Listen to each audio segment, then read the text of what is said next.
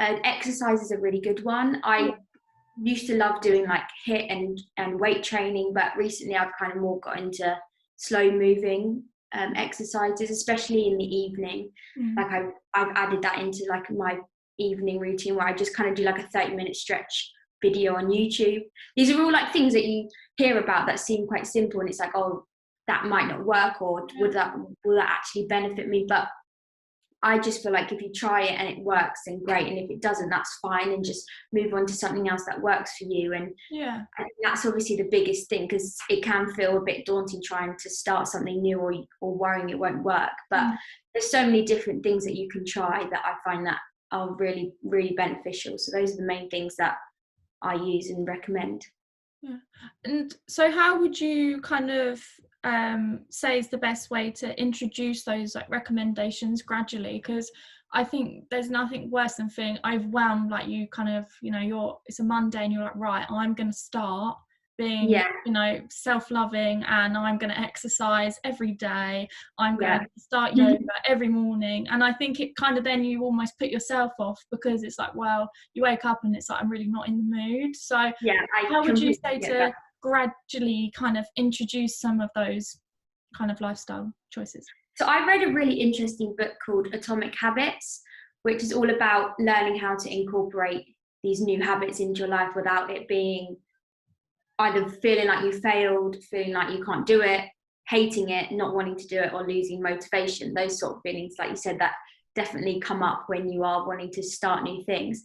And something I really kind of resonated with as well is basically, so you have your normal habits at the moment. That might be like brushing your teeth, or skincare, or drinking a morning coffee, or drinking a tea, or whatever that might be. And you basically layer them on top of each other. So if you were, say, somebody that likes to have a morning coffee, after your coffee, associate like 5-minute journaling, or writing down how you're feeling, or writing down your goals. So you kind of implement them together. So when you associate having your coffee, you then associate journaling, or in the evening, if you associate doing your skincare routine, you then associate doing a guided meditation after that. So instead of them seeming unachievable, they kind of, you associate the two together, because everybody has their current habits that they do. It might be something simple like brushing your teeth, and then to add them together, it then feels less daunting that you're trying to start something new, and instead it's just joining the two together. So I always find that's a really good thing. Another thing is just being kind to yourself. I think you can see people that, you know, online, that do these things like journaling or meditating, or, you know, exercising every morning at 6 a.m, or some things that just seem like you can't do. And if you try it and it works for a few days, then it's great. Like, don't be too hard on yourself if you don't carry it on, or if you don't feel like doing it that morning, or if you're on a kind of, you've been journaling for the last week and you feel really positive, yet Monday comes and you feel like you can't be bothered, or you're just tired that morning. Be kind to yourself that you haven't done it, because you're not failing, you're just listening to yourself. And then if you do it the next day, great. If you take 2 days off, that's fine as well. So I kind of find those things, if you associate them together, then those are really good ways to kind of start new habits. Because even say if, you know, you're commuting to work, rather than, I don't know, scroll, so this is like putting it into like fashion again, like rather than scrolling through, I don't know, Zara new in, instead you're listening to a podcast about, you know, self-care or something like that, and it's just altering certain things. Or while you're doing your makeup, you're listening to a podcast, or like as you said about the coffee, instead of on your phone scrolling through Instagram, you're journaling and things like that. So I think that that's a nice way to like look at it. And I also find with, like, if you want to help yourself, if you're feeling low energy or these things, you can look into taking like clean ingredient like vitamins or things like that. And sometimes you're like, oh, I forgot to take that this morning, or you're like, oh, I can't be bothered to take them anymore. But again, if you like incorporate that with having your coffee, if you're not somebody that wants to journal but you're trying to get better at health or doing things for yourself, again, like, you can just put the two together, and then you'll just keep remembering. Brilliant. And then, so how would you say is the best way to stay motivated and kind of self-confident when you're trying to achieve goals? So whether you're trying to, introduce better lifestyle choices, or like, for example, today, so we're kind of starting our sustainable fashion journey, if you like, and it can be a bit daunting. Like, how would you say from your point of view is the best way, to stay motivated? I would say if you have a goal and it might seem quite like a big one, it's then breaking that goal down into monthly to weekly to daily little reminders and habits, and setting those goals so that you can work your way towards something, rather than it seeming like a really big goal that is unachievable, and you're kind of carrying on every day thinking about that goal and trying to do little things to get you there, but then you end up feeling discouraged because you're still not reaching that goal. I find that if you break that goal down into smaller pieces, and even smaller pieces, and then just work on that daily and set yourself those smaller goals that you want to achieve. If it's to do with building a brand, it's like, okay, I want to, or building an Instagram page, it's like, I want to post 4 times a week that day, or 1 time a week, or you dedicate some specific time for you to, in your day, in your work day, you kind of give yourself a little window that you're going to be sitting down and purely focusing on your goal. So that it doesn't seem so daunting. Or if you want to do something, breaking it down and then staying motivated. I would just say reminding yourself of how you feel when you're going to achieve it. So, and that can be in lots of different ways. Sometimes people just know that feeling when they think about it and it's constantly on their mind. There's other ways of doing things, like just writing down what it will feel like when you achieve it, or writing it down every day, just things that you want to achieve. Even having like a group of photos together that just spark a bit of passion inside of you, creating a vision board, like those are great things. It all just depends on what works for you, because it might seem, if you're not super creative, or if you don't really want to spend time on visualizing this goal, then doing smaller things like writing it down or just thinking about it can work. But some other people work really well with, I know I've done it before, where I love Pinterest, like it's my favorite thing. So I just like accumulate loads of different photos that, just kind of make me feel really motivated. And then I screenshot it and I use it as a background on my phone and have that as something that I kind of constantly look at. Or those sort of things I find that really can keep you motivated. And anything that makes you feel unmotivated, that could be through social media, by seeing other people do things that you feel like you're lacking in, or whatever those things. I would just say, like, eliminate that from your kind of daily routine. So if that's a person or a page on Instagram, like, or social media, kind of take yourself away from that. Or negativity, when people are kind of doubting your dreams and ambitions or goals, that's another thing. Just kind of take yourself away from it, because there's nothing worse than wanting something and other people or something else is putting you down about it, which can seem really simple, but I think sometimes we can get in our head about something, and rather than expressing it, we just carry on, and then we just, again, will lack motivation.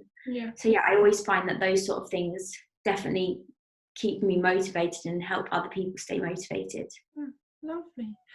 So if you guys have any questions for Izzy or anything like that, or do you guys have any questions, or any like ways that you relate to? Have you guys ever tried to kind of get onto the self kind of love, or do you do any things that you can relate to, anything that Izzy's mentioned?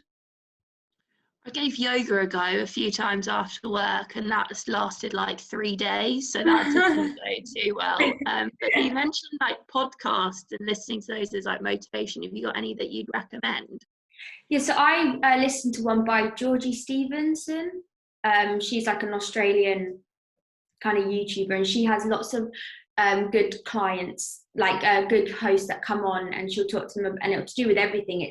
It will talk about some things that are super holistic and about, or different things from like fitness people, or how to implement habits, and loads of different things. I just find her podcast is quite a nice one to listen to, because she's just interviewing other influencers who are on that stage. I also listen to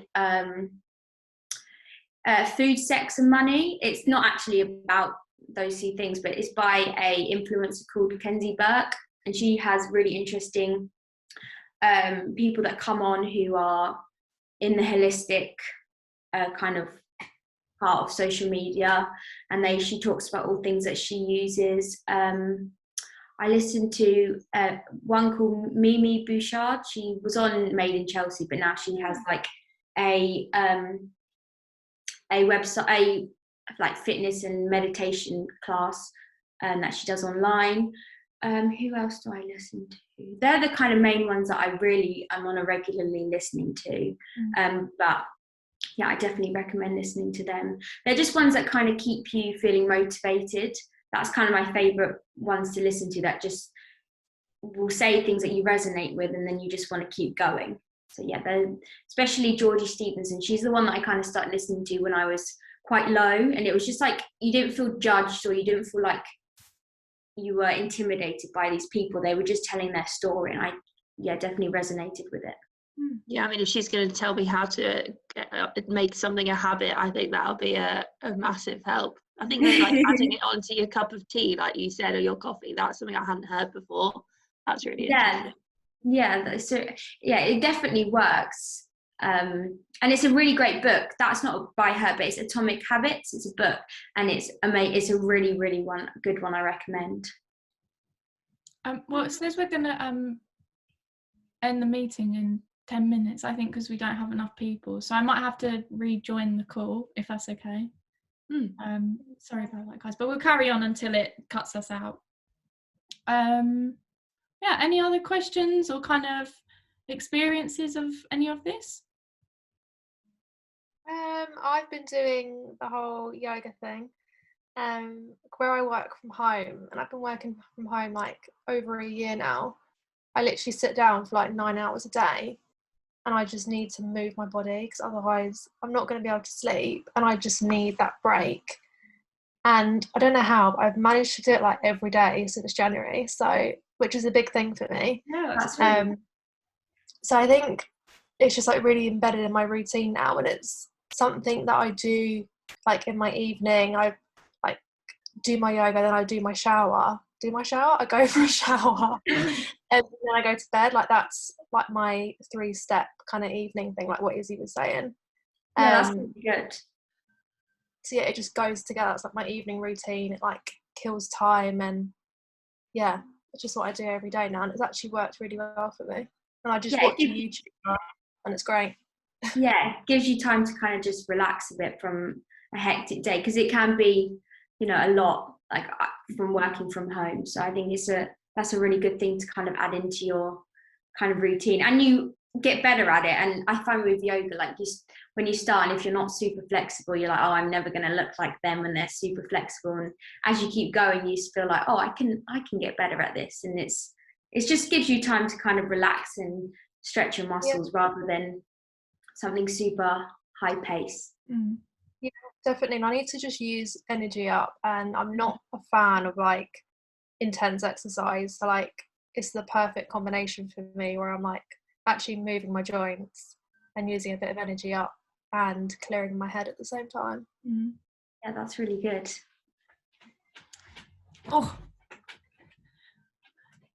Well, I've experienced a couple of those things. Well, at least I've tried. So I tried to do meditation, because I really want to, basically, I hate wasting the day, especially with uni. Like I don't like not being productive, and I find myself being quite hard on myself when I'm not productive. So I've been trying to wake up as early as possible, and it just never works. But I got to a point where I was waking up at like 7 in the morning, and then I would kind of lay in bed for a little bit, and I hated that, but I couldn't not do it. And then I would get to like a point where I was trying to meditate and do a little bit of exercise, but then I found that all of a sudden I just stopped doing it because I couldn't be bothered. And then I was harsh on myself, because I was like, oh, for God's sake, you nearly got there and now you bloody stopped. Like why did you stop? So yeah, it's hard, but I think it's like kind of exploring what works for you and what doesn't, but I'm still like determined to wake up early. Yeah, I think that's like something that happens all the time. I found that for me, which also helped with like brain stimulation and those sort of things. I